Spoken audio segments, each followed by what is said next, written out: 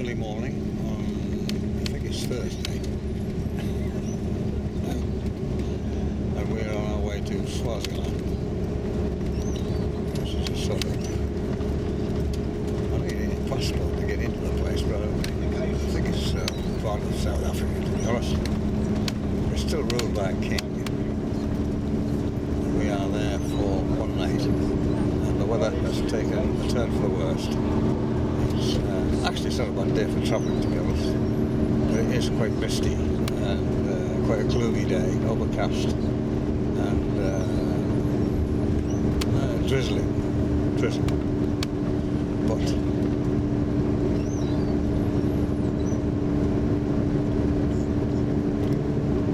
the temperature outside is 19 degrees Celsius, according to this thing on the bus.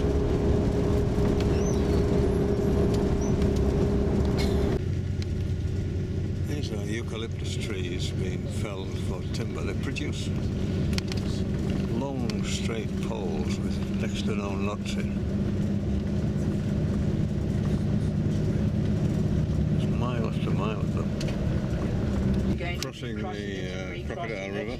As it winds down. Lots of silt in there. This is the South African Swaziland border. And we all have to queue up here, handing our passports. So we are now in Swaziland, and you have to walk down the road here for about 500 yards to go through their border control, present your passport. There we are, welcome to Swaziland. It opens at 7 o'clock and it closes at 8. After that, you can't get in. So here we are, queuing to get into Swaziland. Our passport stamped. Well, we've stopped for lunch in Swaziland at this restaurant. Just had chicken pie, chips, salad, beetroot and coleslaw, which is rather nice. And this is the view from the sort of lawned area in front of the restaurant. If I just turn around, you can see our merry band. And there they are.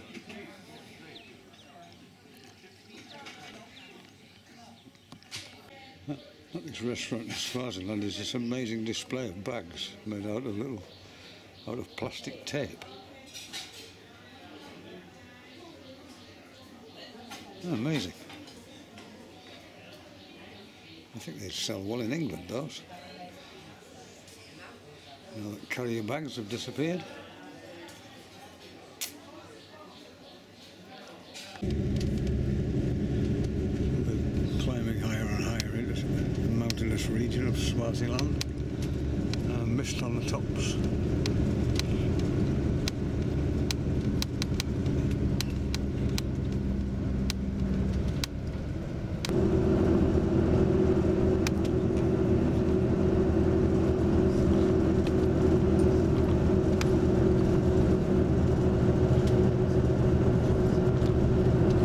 Very typical of the terrain.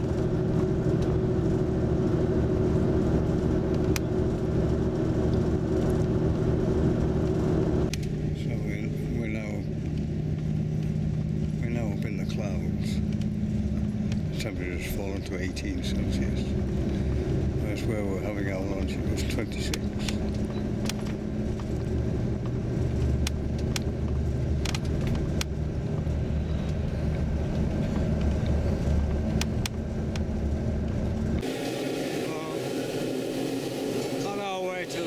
In Swaziland, we've stopped at this glass blowing factory where they make hand-blown glass.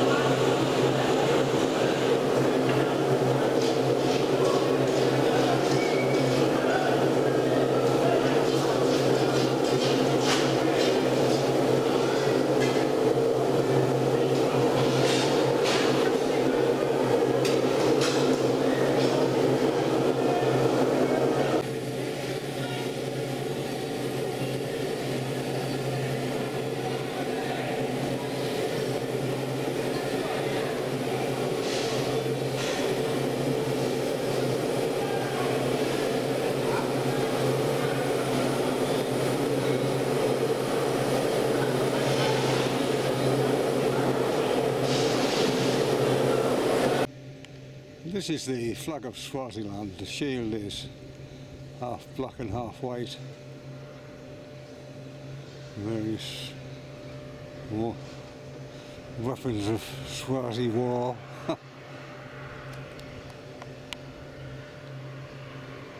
It's an autocratic kingdom, and indeed a member of the Commonwealth. There are some bizarre practices take place here in the royal house. The king takes a new wife every year, and they're all, I don't know how many there are, but they're all checked to make sure that they're virgins. You'd have thought that would have gone out of the ark.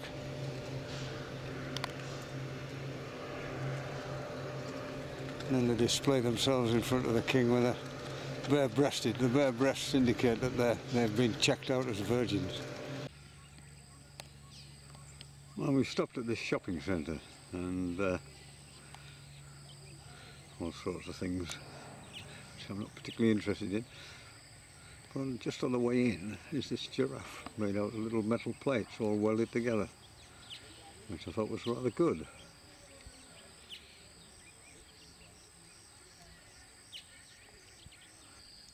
It must have taken ages to build this.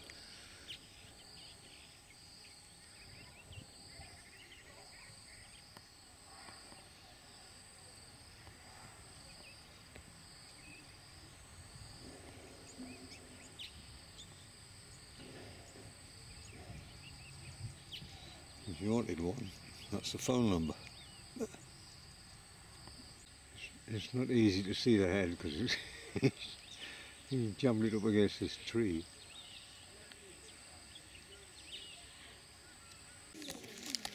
This map is interesting, made of scraps of cloth. There is elderly ladies in this village.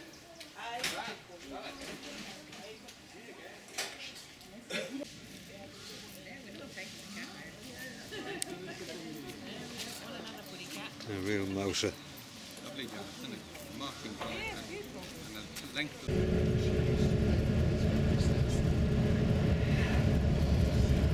And lots of little birds sit on these wires, flying out over the field to catch insects over the sugar cane. But one of them is the widow bird.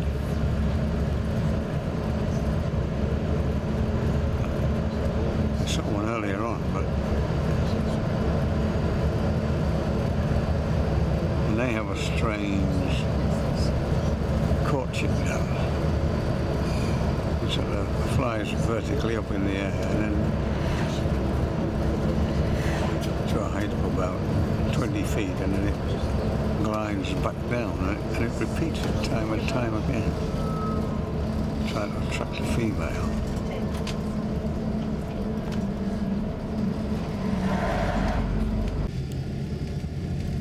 It's quite easy to recognise this widow bird because it has a long dangly tail. It's quite a small bird. The other thing you'll see along the wires are lots of swallows. And these are swallows which have come from Europe. Our swallows. And I suspect they're all sitting on the wires preparing for their migration north. I may be looking at swallows which will end up back up in Yorkshire.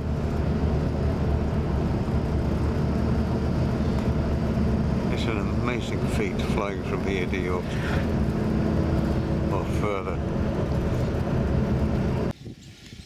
We're on our way to the Swazi-South Africa border, having been in Swaziland, and we're just calling at this place here in Nisela. The south of Swaziland has had, well, most of South Africa has had a terrible drought. Years and years and years of it. And dreadful fires.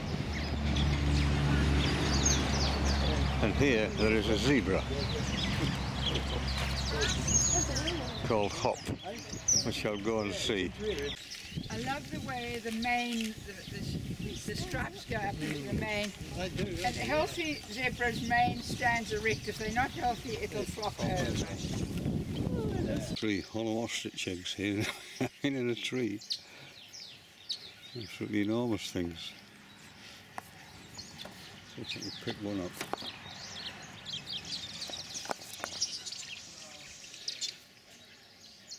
The size of that thing. Okay. Make an omelette for about 10. And put it back.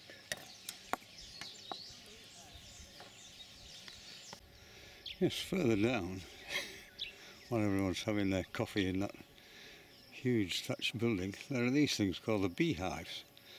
Whether you can stay in them or what, I don't know. But it looks like a traditional village, although it isn't. And around it there is a sort of corral fence. It's made out of loose pieces of wood. Of course, in the to keep wild animals out. And they all have a little door in the front. I assume these are places you can stay. Like a little lodge of your own. Good, you. Some people see hard to get in and out of.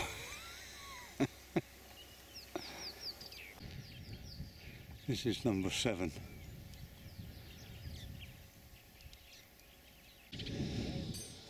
Well, it's alongside the main road. This used to be a dam here, and this was a water hole filled with water. And there's been no water in here for more than 5 years, which of course has hit business very hard, because wild animals used to come down in the dry season, in the evenings and mornings, and people stayed here and sat on the balcony to watch them. Whereas now all that has gone. The building itself is quite magnificent. Thatch on there.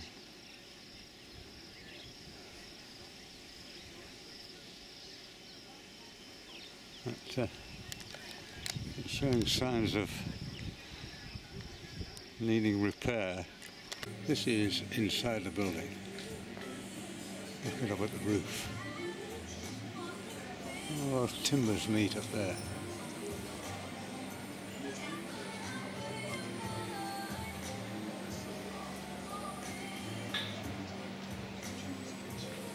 Wonderful. Amazing. And this is the dining room area, the reception beyond. The thatch is absolutely fabulous.